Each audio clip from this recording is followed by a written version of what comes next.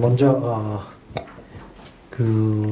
제가 이 자리에서 말씀드릴 수 있는 내용 중에 여러 의견들이 나왔습니다만 다 보셨겠지만 제가 이 오늘 발표자들하고 한 번도 이렇게 서로가 토의한 적도 없고 또 원고를 서로 공유한 적이 없습니다. 왜 그러냐면 제가 만약에 먼저 발표를 하거나 이러한 서로의 그런 의견을 교환하게 되면 원고나 발표를 하시는 분들 굉장히 부담이 될 수도 있고 또 여러 자유로운 그게 개진이 안 될 것 같아서 아예 처음부터 서로가 공유를 안 했습니다. 그래서 아마 보시다시피 다양한 의견이 나왔던 걸로 다 이렇게 돼 있고 저도 마찬가지. 저 역시도 제가 그동안 여러 가지 봐왔던 한국 범종과 일본 범종의 연구를 통해서 이 종을 과연 어떻게 해석하고 어떠한 의미를 줄 것인가에 대해서 나름대로 제가 그동안 범종을 쭉 공부하면서 했던 것을 다 여기다가 간취해봤고 사실 이 종에 대해서 저도 처음 조사한 것이 벽제 보광사에 걸려 있었던 1988년입니다. 그래서 이제 그때 일본에서도 아시겠지만 일본 쪽에서 종을 연구한 학자가 거의 손꼽습니다. 한번 제가 이렇게 그런 범종을 연구하는 이러한 쪽에다 모임을 참가를 해봤는데 정말 인원이 적고 쯔보이 류헤이라고 하는 평정 양평이라고 하는 일본 종을 연구한 학자가 유일하게 계셨다가 이제 돌아가시고 나서 후학들이 좀 연구를 하는데 대개 전공이 미술사보다는 고고학 쪽 명문을 중심으로 한 이런 정도. 그렇기 때문에 사실은 일본에서도 이 종에 대해서는 굉장히 관심이 많았고 1988년에 일본 학회에서 여기에 대한 발표가 있었어요. 제가 참석을 했는데 그 내용도 잠깐 말씀드리겠습니다만 아까 얘기한 여러 가지 내용은 기존의 발표자들이 다 했기 때문에 제가 이거는 그냥 생략을 하겠습니다. 다만 거기서 몇 가지 빠지거나 좀 언급해야 될 사항들이 있어 말씀드리는데 바로 이 종을 처음으로 관심을 가졌던 사람은 늘 알려져 있다시피 세키노 다다시라는 유명한 조선 미술사 쪽을 하고 고고학을 한번 건축을 하셨던 분인데 이 동물원사 히가시 혼간지 벼론종에 대한 얘기를 쓴 내용이 바로 고려시대 금공조에 나오는데요. 제작년대는 불명하지만 고려 초기에 속하는 것 같으며 신라의 형식의 진화식, 즉 중국 양식이라는 거죠. 그걸 절충한 사실이다. 징계한 얘기고 이렇게 조선 진화 두 양식을 절충함에 다른 예에서 볼 수 없는 수법도 굉장히 우함을 지니고 있다. 이렇게 의견을 냈고 그 글이 당시에는 세키노 다다시라는 학자는 잘 아시는 야나기 무네요시와 함께 거의 우리나라 미술에서 많은 저서와 책을 냈던 분이기 때문에 아마 그 의견이 그대로 받아들여져서 1939년 당시에 아마 이것이 보물로 지정이 됐다가 나중에 아시다시피 승격이 되면서 그대로 그냥 일괄 국보로 돼 와서 사실은 황소영 선생님도 저희 선생님이시고 또 어떻게 보면 제가 후학으로서 황 선생의 의견에 제가 처음부터 이거에 대해서 반대를 한 것은 아닌데 살아계시는 동안 이 종에 대해서는 사실 아무도 여기에 대해서 별도의 의견을 개진하지 못했습니다. 그 이유는 아시다시피 이제 워낙 황 선생님이 신라종을 비롯한 우리나라 종의 연구에 또 대가셨고 또 그러한 여러 가지 원인 때문에 별로 논란의 대상이 되지 못했죠. 무려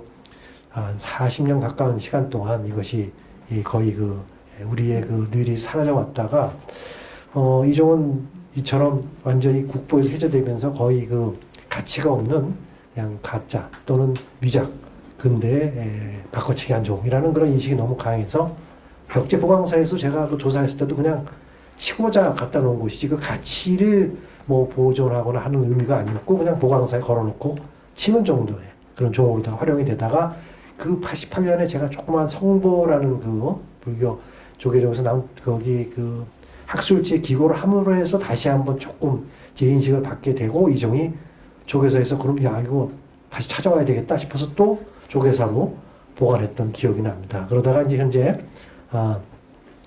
현 소장처인 용문산 상원사로 걸려져서 지금까지 내려오게 되었는데요. 상태에 대해서는 제가 말씀드리면 아까 다 설명을 드렸으니까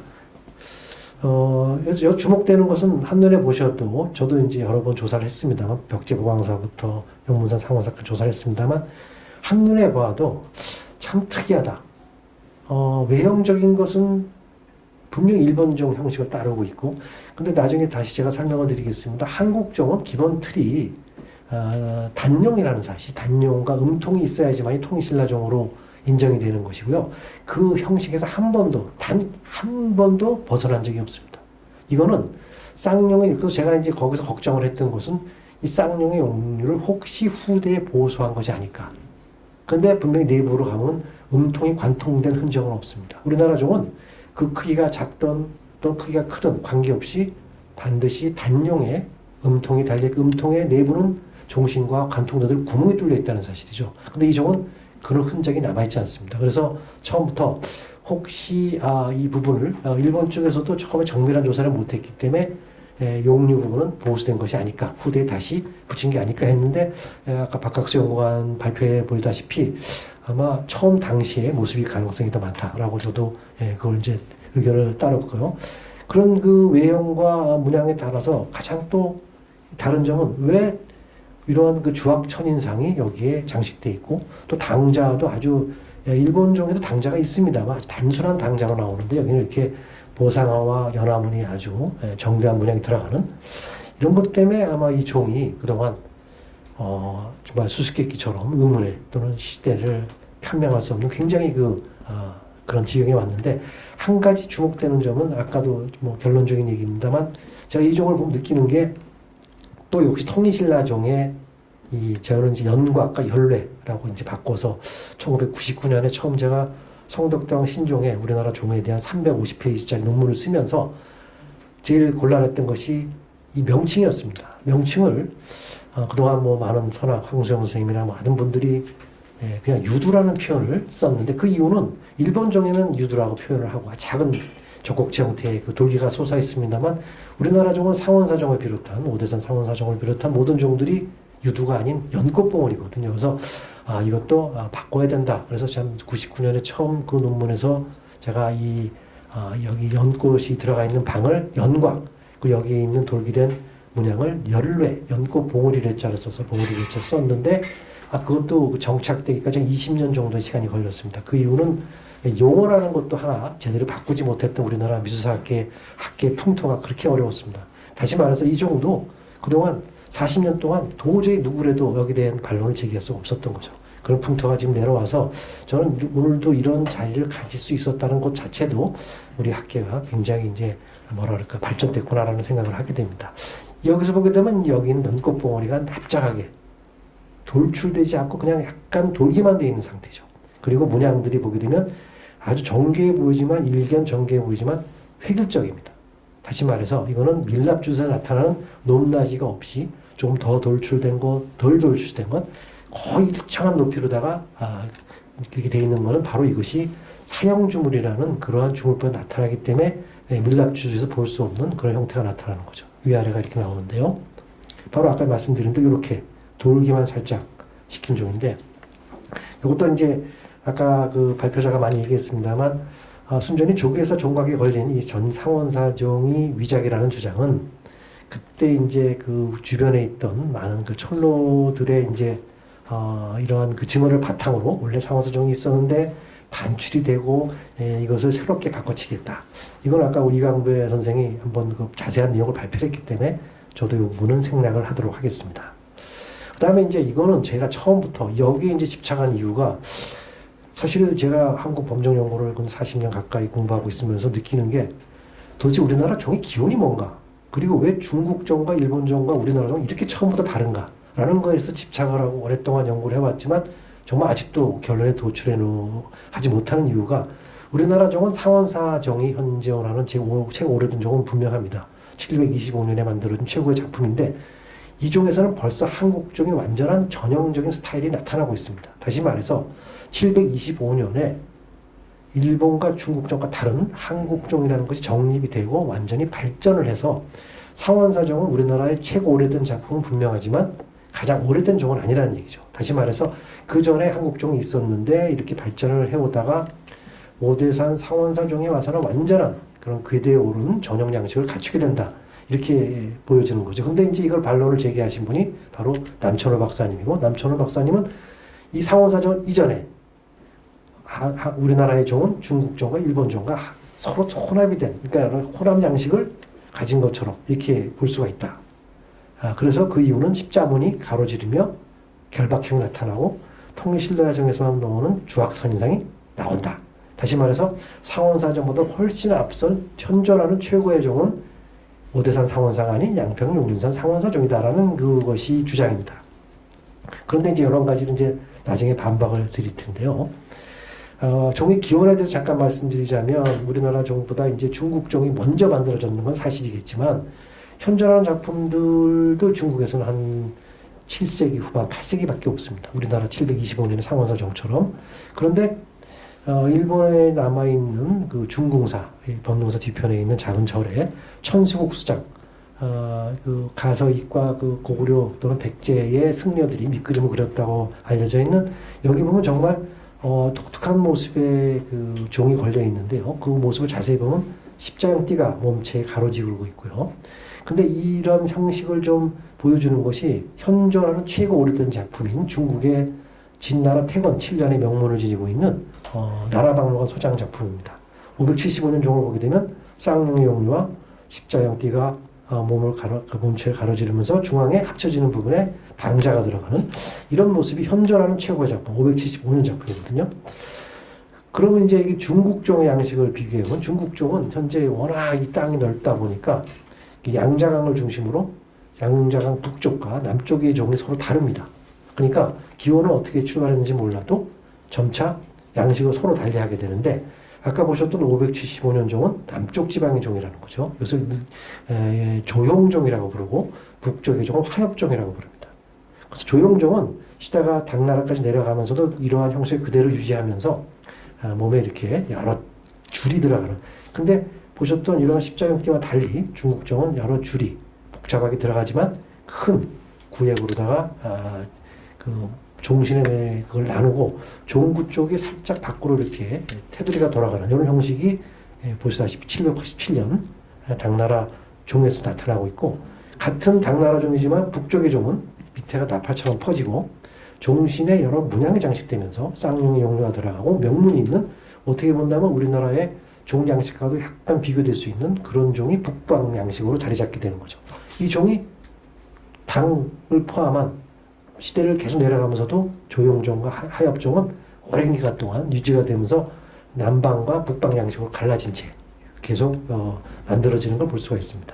단 여기서 일본종은 바로 가장 올라가는, 일본에서 제일 먼저 만들어진 698년에 교토의 묘심사종, 이제 흥복사종인데 기본 형태는 보시다시피 우리가 천판이라고 불리는 이 부분이 볼록하게 돋아 올라오면서 하나의 몸체로 이어진 쌍용, 그리고 중앙에 이렇게 약간의 보주, 여의주와 같은 것이 중앙에 나오고 많은 돌기의 그 유두가 장식되면서 몸체에는 특별한 문양이 없이 상대나 하대 정도의 간략한 당첨은 이런 용도가 들어가는 전형적인 사형종을 포함한 바로 종을 만든다는 걸 알 수가 있습니다. 그러니까 그 기원은 아까 보셨던 진나라 태원 7년 575년 종에서 그대로 계승을 이루고 있다. 다시 말해서 일본의 종은 중국의 남방 양식과 북방 양식 중에서 남방 양식을 그대로 많이 계승해서 계속 유지 또 꾸준히 계승되었다라고 추정할 수가 있는 겁니다.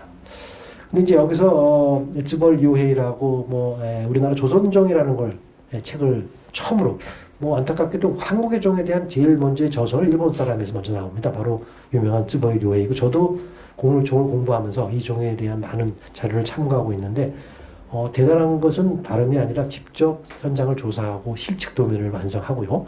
필요할 땐 탁본까지 다 해서 우리나라 종의 대표적인 작품을 다 수록하고 있다는 점이죠. 이츠보이가 쓴 논문에 의하면 절대 위작이 아니라는 그런 주장을 합니다.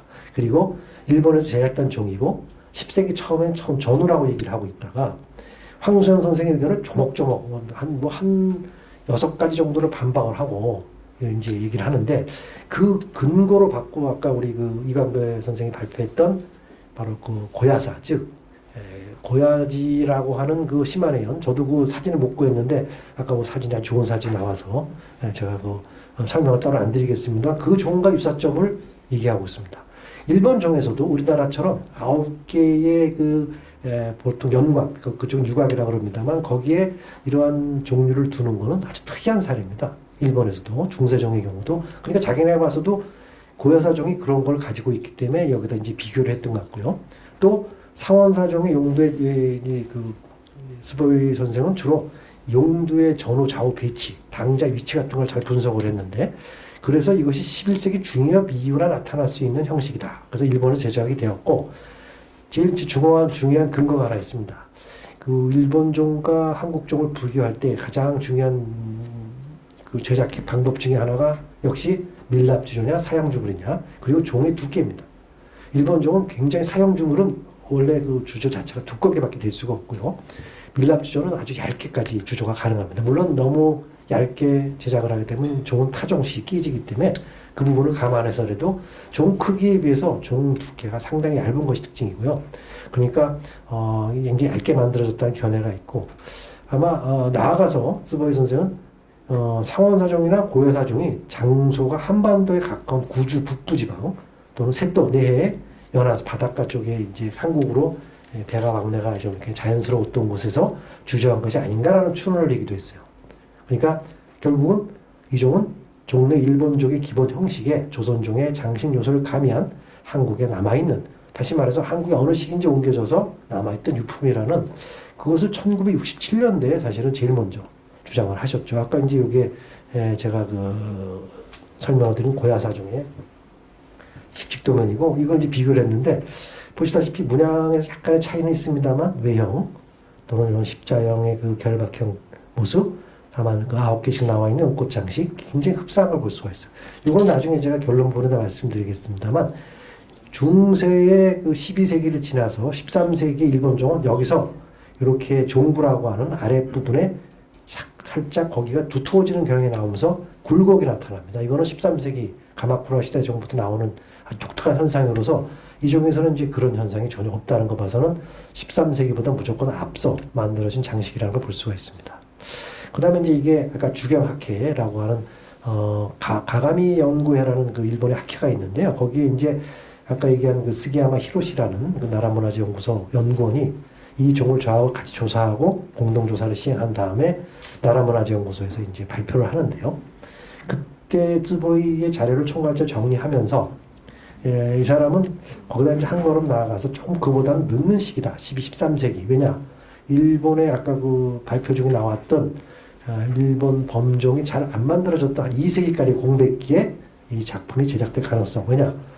그 이후에 갑자기 종이 바뀐답니다. 새로운 요소가 등장을 하는데 그 이유는 한국의 장인들이나 한국과의 교류가 있었기 때문에 새로운 모습의 종이 등장을 하지 않았을까라고 생각을 하면서 이 종을 12, 13세기로 이제 보게 됐는데 문제는 용두에서 그 스기야마는 이것이 처음의 모습이 아니라 보술되었을 가능성을 얘기합니다. 근데 그걸 어떻게 얘기하냐면 이 보수되었기 때문에 오히려 이거는 가짜가 아니다. 위작이 아니다. 왜냐?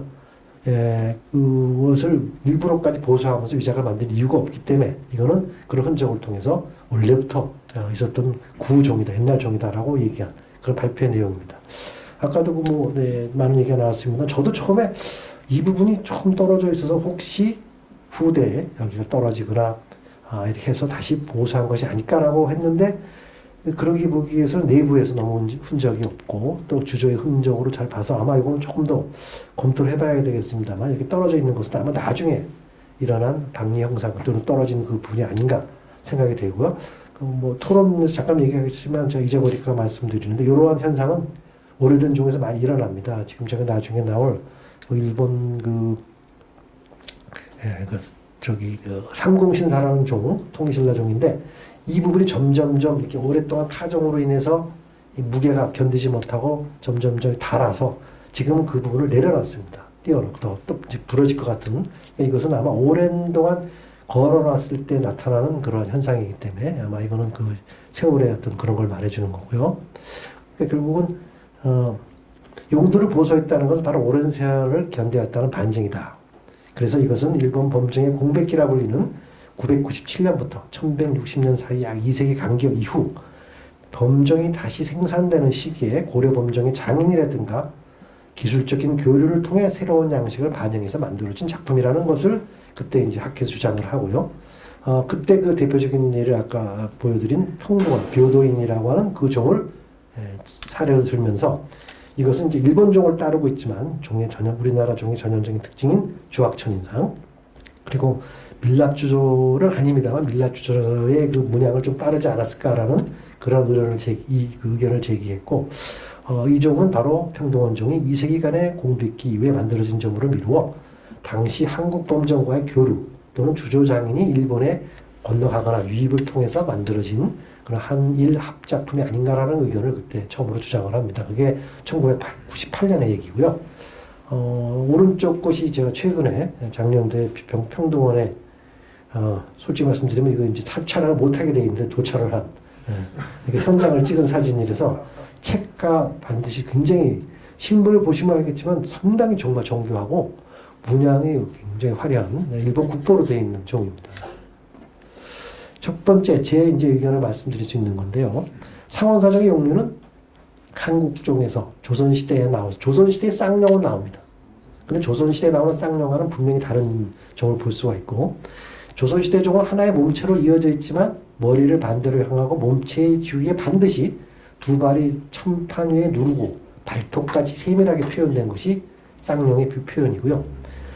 이것이 이제 후대에 떨어졌거나 손상되어서 보수된 것으로 본다면 일본 형태로 다시 보수할 가능성도 있지만 이거는 이제 거의 좀 지금도 가능성이 좀 없다는 제가 조언을 받았고, 일단 이 종의 쌍용형 용류는 중국종이나 일본종의 두드러진 특징적 모습이라는 점이죠. 바로 그리고 외관의 형태, 우리나라 종의 상대가 좁고 상부가 좁고 배 부분이 불룩하다가 아래로 가면서 좁혀지는 항아리형, 마치 김치독같이 생기는 그런 그 외관이 아니라 쭉 직선화되는, 이건 이제 고려의 한 전기에서도 11세기를 지나서 나타나는 현상인데, 여기서는 그런 현상을 확실히 볼 수가 있습니다. 그리고 얼굴이 지나치게 커지거나 발톱이 전혀 없는 얼굴만 표현된 것도 역시 일본식 용류를 따르고 있다. 잘 아시는 대표적으로 제가 보셨던 분도 계셔서 비교를 드리자면, 강화도 전등사족. 이건 원래 일본에서 대동아 전쟁 때 중국의 그 숭명사라는 절에서 띄어온 겁니다. 철제종인데요. 중국의 종은 우리나라 일본 종과 달리 철제로 만든 종이 많아서 공출을 많이 당했습니다. 그래서 그때 인천 병기 제조창에서 녹이기 직전에 해방을 받게 되면서 이 종을 놓고 가게 돼서 현재 전등사에 걸리게 된 종인데요. 이렇게 중국 종의 이 11세기 종의 특징을 보게 되면 쌍용의 용류가 있습니다만 일단 철제가 많다는 거, 그리고 중앙에 돌기형의 횡대라는 띠가 크게 돌아간다는 거, 그리고 가사처럼 누동도 기운 것 같은 문양이 자리 잡고 있고, 가장 중요한 종구 부분이 나팔꽃처럼 이렇게 퍼져 있다는 거. 이게 바로 중국에서도 북방 양식, 하엽성 양식을 계승한, 이것도 이제 북쪽 지방의 절이기 때문에 그렇게 돼 있고, 이거는 이제 좀 시대가 내려갑니다만 일본 종입니다. 17세기 1636년 무로마치 시대에 만든 종인데 그것도 지은원 종이죠. 일본 종은 보시다시피 698년에 묘심사 종부터 18세기 종까지 큰 변화가 없습니다. 그러니까 기본형으로 십자형 띠와 여기에 있는 유두가 9개씩 들어가는 것보다는 더 많은, 이것이 한 방에 32개가 들어가기도 하고 20몇 개가 들어가기도, 이런 정도의 차이만 있을 뿐이지 기본적으로 이렇게 십자형 띠와 당자를 두고 쌍용의 용류를 하는 것은 오랜 기간 동안 유지된다는 거죠. 이거는 이제 5m 45cm가 달하는 일본 최대의 종인데요. 한국 종은 기본적으로 말씀드리면 아까 잠깐 설명을 드렸습니다만 단용이다. 그리고 음통이 있고 내부는 음통이 관통되도록 되어 있다. 상대와 하대, 연꽃과 연곽이 표시되고 주악천인사. 그리고 당자가 앞뒤로 이런 띠가 아닌 별도의 당자로 표현되는 것. 그리고 종구가 약간 오므라들면서 이제 성덕장 신정만큼은 이렇게 종구 끝이 약간의 굴곡을 이루는 것은 이건 유일한 예고요. 원래는 다 직선화되어 있죠. 내부로 가보면 이렇게 음통과 내부가 관통되도록 구멍이 뚫려 있는 것이 한국종의 전형적인 특징이죠. 둘째, 종신이 아까 말씀드린 대로 윗부분이 좁고 배가 볼록하다가 다시 종국적이 좁혀지는 이러한 모습과 달리 양평 상원사 종은, 용문산 상원사 종은 한눈에 봐도 종구가 비해 몸체가 좀 좁고 우리가 보통 이제 세장하다고 얘기합니다. 길고 좀 길어진 듯한 느낌이 강하고요. 이런 예는 고려시대 11세기 종에서 일부 나타나긴 합니다만, 종구가 가면서 직선화를 되는 모습은, 그러니까 약간 직선하는 게 아니라 그냥 그대로 빠져서 그냥 일직선화되는 것은 일본 종에 주로 나타나는 현상이다. 그리고 또한 종구의 단면 밑에 종구의 밑부분을 말합니다. 몸체의 두께보다 더 항상 두꺼운 것이 특징입니다. 일본 종은 안에가 일정한 우리 종처럼 두께가 거의 종구까지 일정한 것이 아니라 약간 더 안으로 밀려 들어가서 두껍게 표현이 되거든요. 바닥을 칼로 자른 듯한 직선으로 꺾인 모습도 일본 종에서 반드시 나타나는 현상으로서 아마 쯔보이 료에가 말한 것처럼 두께가 우리나라 종에 훨씬 두껍다는 점도 이를 방증해주는 자료다라고 할 수가 있습니다. 그 부분 이렇게 안으로 아주 그 칼처럼 잘린 듯한 종구의 하부가 나오고 내부가 보시다시피 굉장히 매끈하게 정리가 돼 있어요. 이거는 우리나라 종이 송덕도왕 신종을 포함해서 많은 종들이 안에 보면 주물의 자국이 굉장히 흔적이 나오는 데 비해서 여기는 바로 사형 주물불의 특징이 만형이라고 하는 그 네트가 밑으로 돌리는 데 있습니다. 그래서 그걸 틀을 돌릴 때 굉장히 매끈하게 돌리거든요. 그래서 내부에는 그러한 그 주조의 흔적이 잘 안 남는 그것을 보여주고 있습니다. 아까 말씀드린 대로 우리나라 물론 쌍용은 고려 말 연복사정에서 나타나기 시작을 하는데 일부 조선시대 초기부터 이러한 형식을 따르고 있습니다만 쌍용의 용률에도 분명히 다른 점을 볼 수가 있죠. 여기에 그 상원사정에 나오는 용률은 얼굴, 입, 코 이렇게 약간 도드라진 보주로 몸체를 연결한 것과 달리 이런 식으로 전체 몸체가 다 웅크린 듯한 얼굴과 이런 다리까지 표현되는 것이 한국 조선시대의 그 쌍용의 특징이라는 거죠. 그러니까 분명히 한눈에 봐도 이것이 우리의 쌍용의 용류와는 다르다. 그리고 셋째, 종신에 표현된 상대와 하대를 결박한 그 띠 매듭도 중국에서 북방 양식종에만 등장을 하는데 그런 그 장방형의 가사문학은 다른 전형적인 일본적인 형식이다. 역시 중요한 사실은 한국종에서는 이러한 결박형 가사문 장식을 두른 종은 단 한 점도 남아있지 않다는 얘기죠. 넷째, 종신의 바로 제일 중요한 두구, 그럼 일조의 주악상이 그 두 주악상이 한 세트를 이루면서 앞뒤로 등장을 하는데 이 통일신라에서 주로 바로 8세기 상원사정부터 833년에 상궁신사종까지 그 직전까지 나타나는 현상이고요.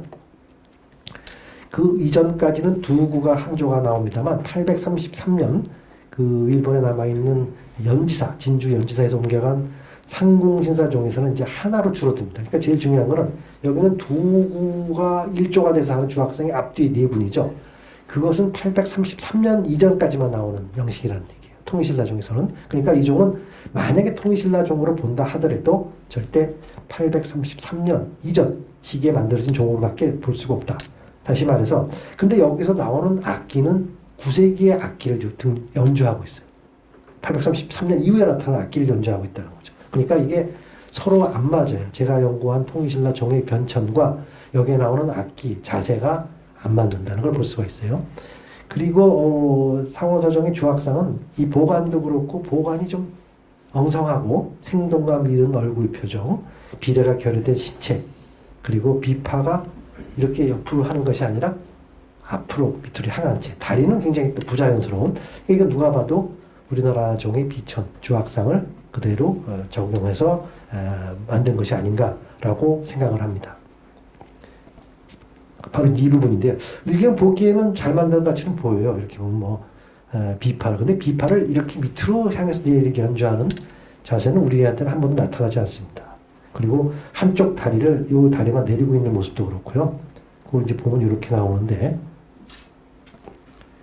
잠깐 여기 이제 9세기 중엽 잠깐 아까 설명이 나왔습니다만 일본 시마네현에 있는 광명사종 오른쪽은 이제 운촌동에서 발견된 역시 9세기 중엽종인데 오른쪽에 있는 이 종도 처음에는 고려총이라는 초기종이라는 설이 있었어요. 왜냐 거기서 같이 고려시대 쇠북이 같이 나왔거든요. 명문이 있는. 근데 제가 보니까 이 광명사종과 거의 비슷한 시기에 만들어진 종인데 그 이유는 광명사종이 이제 833년 상종신사종 이후로 나타나는 단독의 조각상입니다. 앞에는 비파, 뒤에는 종적, 횡적이 아니에요. 횡적은 8세기 전반에만 나오고 사라지는데 종적은 밑으로 부는 필이거든요. 여기 보면 횡적을 불고 있는데 비파를 보시다시피 밑으로 세우는 예는 없어요. 옆으로 아주 그 정교하게 키는 모습을 두 종에서 살펴볼 수가 있고 상호사정에 나타나는 일정한 높이 가장 중요한 것은 제가 이 종을 처음 조사할 때부터 이 종은 절대 밀랍주조가 아니라는 사실을 봤어요. 왜냐 밀랍주조 나타나는 현상과 너무 다르기 때문에 거의 일정한 높이로 그 문양이 표현되고 있습니다. 이게 밀랍주종법은 들쑥날쑥 약간 높낮이가 다 달라요. 그리고 더 과감하게 표현할 부분은 더 세밀하게 표현이 되고 특히 그런 걸 볼 수 있는 데가 보관이라든가 생동감 있는 얼굴, 신체의 그 어쨌든 입체감 있는 표현이 그런데 여기는 그런 것이 없이 보시다시피 그냥 획일적으로 그냥 거의 일정하게 표현이 되어 있습니다. 보다시피 비록 같은 구색이나 종류나 치더라도 얼굴이 되게 도드라졌다든가 팔이 비파 위에 올라간다든가 이러한 모습을 여기서 찾아볼 수가 없습니다. 그 다음에 아까 얘기한 종구가 단면을 칼로 자르는 것처럼 매끈한 점 그리고 종신 내부면이 거친 주조의 흔적이 없이 매끈하다는 것은 바로 사형조물법을 여기다 적용했다는 걸 알 수가 있고요. 양식적 특징을 종합해 볼 때 상원사정은 우리나라의 종이 아닐 가능성이 더 많고 중국과 일본에 남아있는 범정과의 비교를 통해 중국보다는 일본 종이 가깝다는 점. 조각상에 남아있는 일본 종에서는 거의 희소합니다. 몇 점에 거의 불과한데 간혹 한국 종을 따른 모방작들이 꽤 남아있습니다. 그래서 이 종은 일본의 주조 기술인 사형주물법을 이용해서 한국적 특색을 잘 보여주는 상하대 문양과 조각 천인상 9개씩의 영광안의 14가지 모방한 작품으로 보이는 게 타당성이 있고요. 이 대마도에는 꽤 여러 점의 한국종을 모방한 종이 있는데 전형적인 한국종의 이러한 입상, 연판문대라든가 하대의 문양, 하부의 문양 위에는 중국종이나 또 일본종 형상을 갖고 있습니다만 상대와 하대, 조각상, 비천상 그리고 9개씩의 연꽃봉오리를 두는 모습 이런 것들을 통해서 일본에는 우리나라 종에 대한 그러한 그 모방작들이 일찍부터 만들어졌고 대표적인 예가 그 이바라키현에 있는 니코 일광동조궁이라는 그 시기의 종인데 거기 그 1641년에 만들어진 종을 보게 되면 아주 독특한 쌍용의 용류에다가 문양은 굉장히 일본화되면서 외형은 일본어형이지만 이렇게 문양이 밑에도 보면 종구가 상당히 두껍죠. 문양이 이렇게 비천상에 있는 모습을 볼 수가 있습니다. 간혹가다 이렇게 일본에 우리나라 종이 출토되기도 합니다. 고려종이 땅에서 발견된 예고. 이건 제가 2000년대에 새로운 고려종이 출토됐다 그래서 직접 가봤는데 메이지 시대에 우리나라 종을 모방한 작품이 발견되기도 합니다. 물론 이거는 이제 교토에서 우리 또 고려종이 하나 나왔다 그래서 불이나게 조사를 갔더니 뭐 일본의 오카데라라는 절에 있는 종인데요. 이 1032년 종을 그냥 확장시킨 겁니다. 한 2배로다가 뻥 튀겨갖고 크기하고 문양을 똑같이 만들어서 이렇게 만든 종들이 있다는 사실을 제가 미리 말씀드립니다. 그러니까 우리나라 종에 대한 굉장한 그런 선호도 그리고 한국 종을 따르고자 하는 이런 것들 때문에 아마 이런 종이 만들어지지 않았을까. 그래서 마지막으로 결론적으로 말씀드리면 저는 이제 가끔가다 일본에 조사를 가면 일본에서 연구자들이 제일 먼저 보여주는 것이 한국의 문화재, 한국의 불상, 한국의 이것이 과연 한국게 맞냐 물어보면 잘 모르겠대요. 왠지 아십니까? 그게 자국의 문화재를 제일 잘할 수 있는 사람은 그 자국의 연구자들입니다. 다시 말해서 이 종을 처음부터 1967년에 스보이가 일본종이라고 한 이유는 그게 근거가 없는 얘기가 아니라는 얘기죠. 자기가 얼마나 많은 일본종을 보고 한국종을 조사한 다음에 이거는 절대 한국종이 될 수 없다는 얘기를 의견을 냈고 오랜 시간이 지나서까지 그게 인정은 받지 않았지만 상원사종을 실견한 조사한 스보이의 의견은 나름대로 설득력이 있는 견해고 이제는 우리가 새로운 수용과 경유가 필요한 시점에 와 있다 이렇게 말씀드릴 수가 있습니다. 저는 고야사종과 유사성도 보이지만 신락사종이라고 하는 일본종에서도 이런 비슷한 형상을 찾아볼 수 있어서 오히려 11세기부터 13세기 종의 용류를 현재 따르고 있고 종신의 굉장히 길어지는 형태는 일찍부터 등장을 합니다. 한 9세기 정도에 대원사종과 같은 일본종에서 나타나고 있어서 저는 스보이의 11세기 설과 시기 아마 13세기보다는 조금 더 앞설 가능성도 있다라는 말씀을 드리고 결론적으로 결코 근대 위작은 아니라는 점 그리고 한국에서 만들어진 가장 오래된 종도 아니라는 이 두 가지 설은 분명히 말씀드릴 수가 있고 제 의견은 일본에서 제작된 종이라는 가능성 어떤 이유인지 한국종의 여러 양식을 반영한 혼합형 정이라는 데는 동의를 하고 있었습니다. 이게 이제 비슷한 형태를 지닌 대원사종 그리고 이런 그 1327년 종에서 볼 수가 있는데 이 시기가 지나면 이제 바깥에 테두리가 두꺼워지면서 둥근 종구가 나타납니다. 그래서 이 1327년 이후부터는 이런 식으로 바뀌어 나간다고 보시면 됩니다.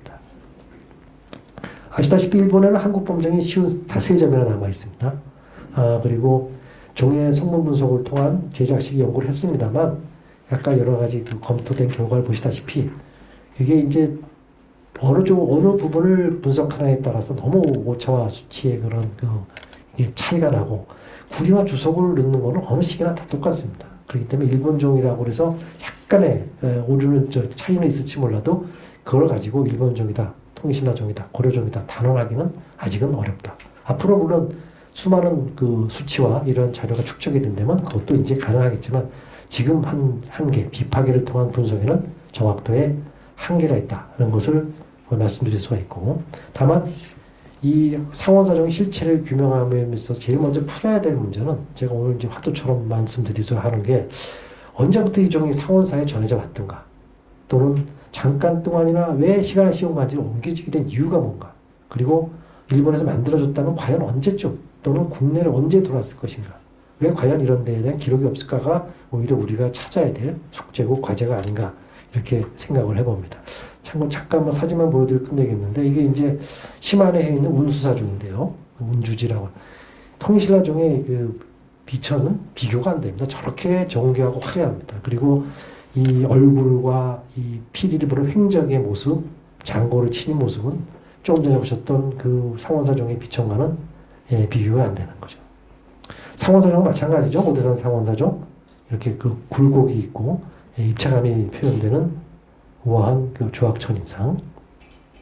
설리문지 종도 마찬가지입니다만, 비록 9세기 전반의 실상사종이지만 이렇게 그 도드라지게 조각천인상이 묘사가 됩니다. 그리고 여기서 이제 비파가 아직 나오지 않는 그런 단계로서 피리와 생황을 불고 있고, 이게 이제 아까 말씀드린 833년의 연지사, 즉 삼공신사 소장종인데 앞뒤로 단독의 조각상이 등장하기 시작하는 첫 번째 사례입니다. 그래서 이후부터는 전부 단독상으로 바뀌고, 여기에서도 보면 비록 비천의 그 어떤 천이나 밑에 하부의 문양은 그렇게 굉장히 정교하지 않습니다만 도드라진 얼굴 모습이나 이런 것은 굉장히 입체적이라는 사실을 볼 수가 있고요.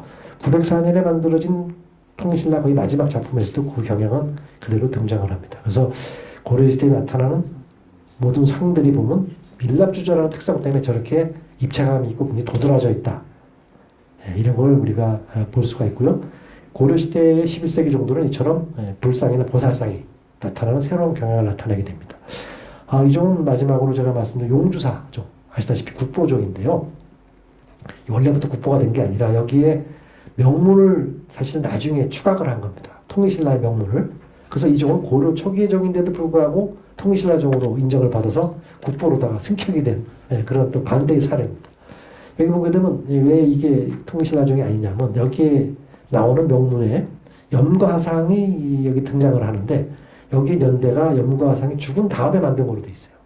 844년에 입적을 하셨는데 여기는 그보다 이후에 연대가 등장을 해서 이거는 나중에 아마 일제강점기 때 용주사의 사세를 좀 전통을 높이고 더 그 가양사로부터 시작됐다는 걸 좀 하기 위한 약간의 어떻게 보면 문화재 훼손에 아주 제일 안 좋은 사례 중에 하나입니다. 그래서 이렇게 통일신라종을 만들었기 때문에 저는 이 종에 대한 가치를 부정하는 것이 아니라 그냥 있었어도 이 종은 충분한 가치가 있는 고려총의 아름다운 종인데 여기에 통일신라종의 명문을 위자가 아니라 추각을 함으로 해서 가치를 훼손시키는 그런 안타까운 사례가 되겠습니다.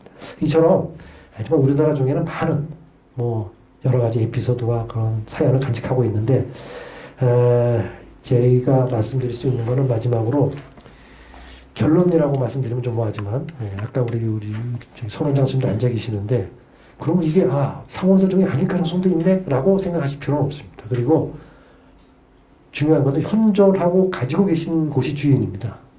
저희가 이제 종을 지정을 할 때 제가 마지막에 이제 문화재위원회 때 종의 저걸 할 때 현재 소장처가 중요한 것이지 거기에 명문이 비록 있더라도 무슨 전에서 옮겨온 종이라고 하지 않습니다. 현재 남아있는 소장처는 용문산 상원사가 맞고 현재는 용문산 상원사가 주인이라는 점입니다. 감사합니다.